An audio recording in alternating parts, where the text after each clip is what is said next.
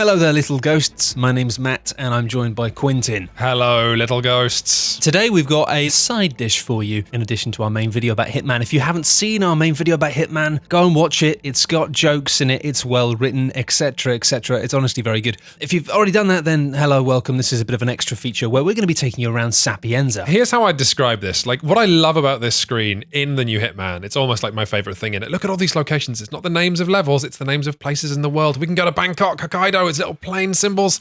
I feel like I'm looking at a tour guide, and Matt and I are going to take you on a tour of Sapienza today. Take it away, Matt, by which I mean click the button. This is Sapienza.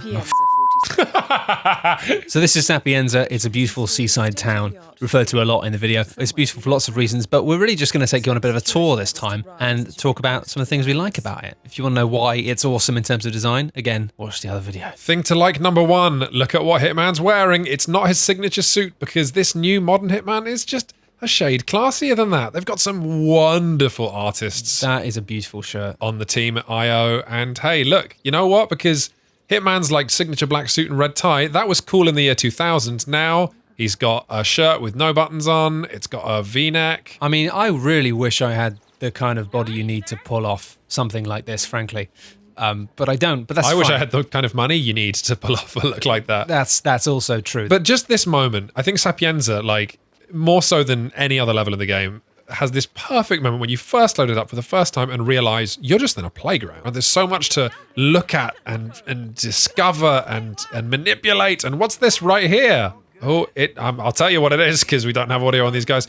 It is, that guy up there is late for his first day at work, working in the mansion where the man is what needs to die. So obviously, yeah, this is the mansion you need to get into to get the man that wants to die. That's a prime suspect for getting in. He's a man not wearing clothes, i.e. clothes that you can just slip into like a fox. But whereas every other video game has that being like, oh, well, that's my breadcrumb that I then follow to solve this.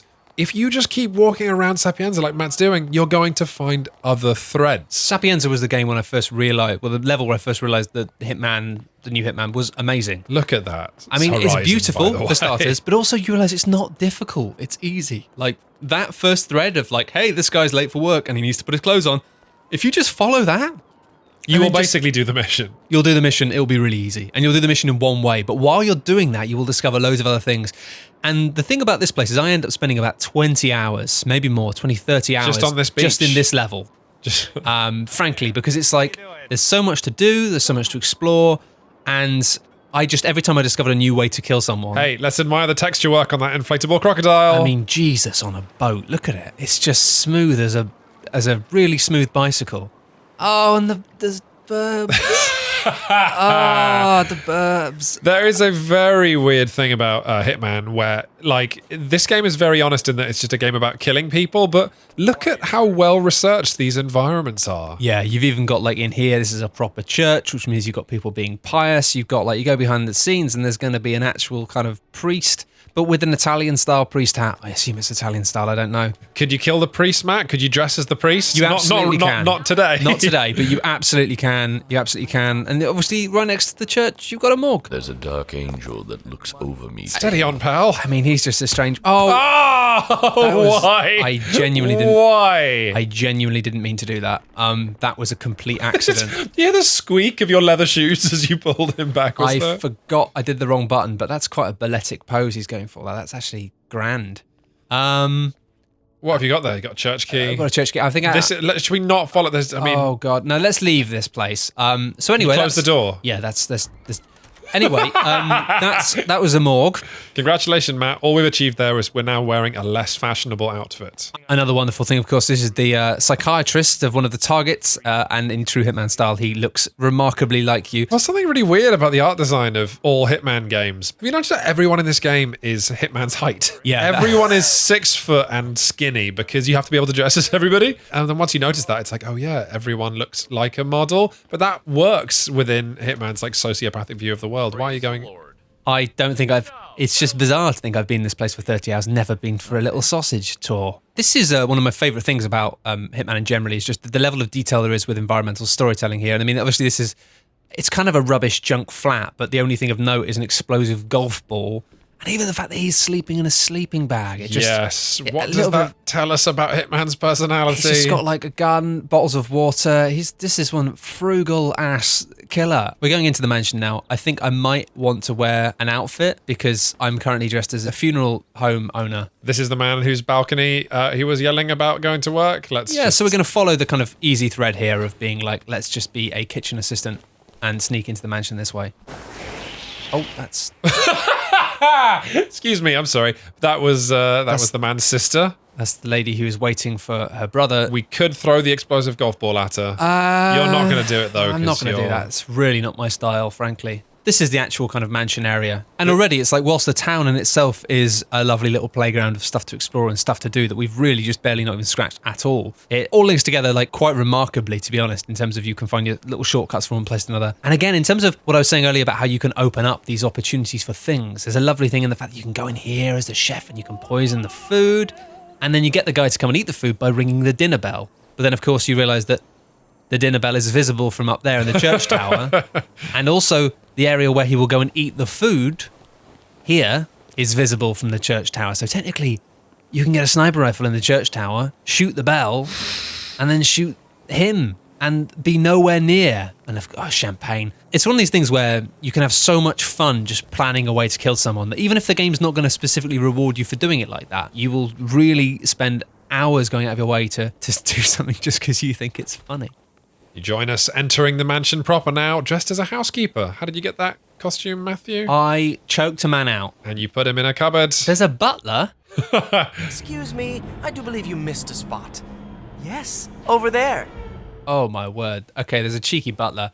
This is in the main there's a house. stair lift. Go back. This is my favourite. I have no idea how this works into anything, but there is a stair lift there. There's a stair lift. That and that's something you is- can turn on. That's a very specific chain of events you can do that I won't spoil because it's fantastic. But yeah, there's some wonderful stuff that really you can only work out by playing through the mission a few times and reading and hearing certain things that you start to develop theories about how you could do things. He's doing a golf lesson, Matthew. He hasn't doing a golf lesson. I think he's just done one. But I think we can perhaps set something up here with an explosive golf ball and just keep an eye on when that's going to happen. So, yeah. That is the classiest kill there. It's definitely the funniest. I mean, I'm a big fan of setting up the kill and then walking away and then being on the other side of the level and hearing the faintest pop and then having the pop-up saying, "A man is dead." I'm a fan of that too, but I also quite like to watch them because they throw themselves into the air in a remarkably comical arc. Well, this is precisely it. When we were talking about difficulty earlier, you can do what you want to do. It's so gleefully easy for you to pick your way through the level, follow a thread, kill a man, feel like a badass and leave. And then when you go back to the level, you've done that now. So you try something else, which is what the game rewards you for. And then you're going to need to get frisked. I got a gun. I better...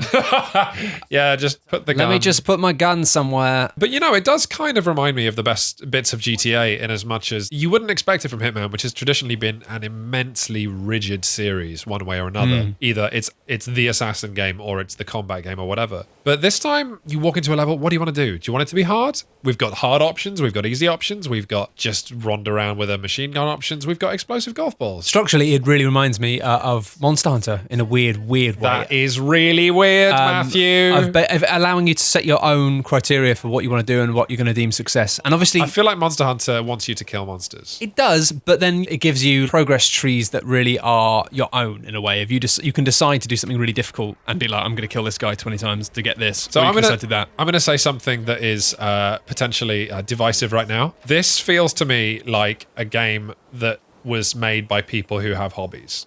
Do you know what I mean when I say that? Kind of. Well, like, it feels, the way people talk, the way they act, the way they dress, the way the environments are designed, it all speaks of the real world in a way that actually I think is weirdly rare for video games, considering the level of like detail that they aspire to these days. Like, the world of Hitman feels like not just it's recreating the world, but that it is making a statement on the world as, why are you getting in a box? Get in a box, mate. That's just a way of shutting me up. Get in a box. No, I know what you mean. And there is a deeply political edge to the game in many ways. It's very much a worldview being projected, which I think is quite welcome. Oh, look, they're about to have a barbecue. Let's do something with that. Wait, the time isn't right, surely. The time is wrong. No. Apparently I killed him, even though I don't think he was there. Oh, the golf ball blew up at the same time? Wow, it did. Oh my God. Wow. That's incredible. Look at the timing on that. I just caused a lot of mayhem. Oh, beautiful. Anyway, they're never going to find me up here because I'm on the roof and that's how roofs work. But yeah, this is just such a beautiful place to be in. And it's funny, like, I don't think anything else in this first season of Hitman really does compare to Sapienza, but I'm very excited for the second one. But you know what? A lot of levels come very close. Yeah, they do. They do. There are no levels that are like truly duff. Like they're all big, broad, interesting. I thought Marrakesh was a bit duff, to be honest, but the embassy in Marrakesh. No, that's it. That's it. When it's more that Sapienza plays to the real strengths of IO, whereas some of the other levels aren't as consistently tight, but they still have incredible bits. I mean, over there, that's a broken castle with cannons and stuff in. Like, there's just so much to explore. It's ridiculous. Do me a favor before we sign off. Yeah? Throw a brick at someone. Okay. If you've not yet watched our other video about Hitman, wait, Matthew. Oh! Sorry, I couldn't help myself. I got carried away. It's a disaster. Well, there's a whole bit where I talk about... Oh my God. What a mess. Everything's fine. Everything's fine. Anyway, there's a whole bit where you talk about throwing bricks at people, but I'm a man of action. I don't talk about throwing bricks at people. I just do it. At any opportunity. We sincerely hope this video has piqued your interest for Hitman, what we think is one of the finest AAA games made in the last couple of years. Yeah, so, hands down. Thank you very much for watching, and we'll see you again. Do check it out. Bye! Bye! Oh, they're taking him home. Taking him home, Mr. Golfman. Oh, Mr. Golfman, you played golf too hard, and now you're dead. The animation on that body bag is absolutely gross. It's horrible. Oh, Are you claiming the corpse for your family? What's happening? no, I'm just causing trouble. Time to leave. If you've enjoyed us talking about Hitman and telling you to buy it because it's great, then hey, you know what? Matt and I tell you to buy all sorts of games. That's all to be found on coolghosts.net. I'll throw the axe at the man. Yeah! And I'll be taking that. Yeah, you can go to coolghost.net and you can talk about this video and you can basically meet some other people who are nice. And if you really like what we do, you can support us on Patreon, but don't support this sort of thing because Jesus, it's axes and shotguns and the world's got enough of them already. Thank you very much. Goodbye. that got dark. It was an accident. It was an accident!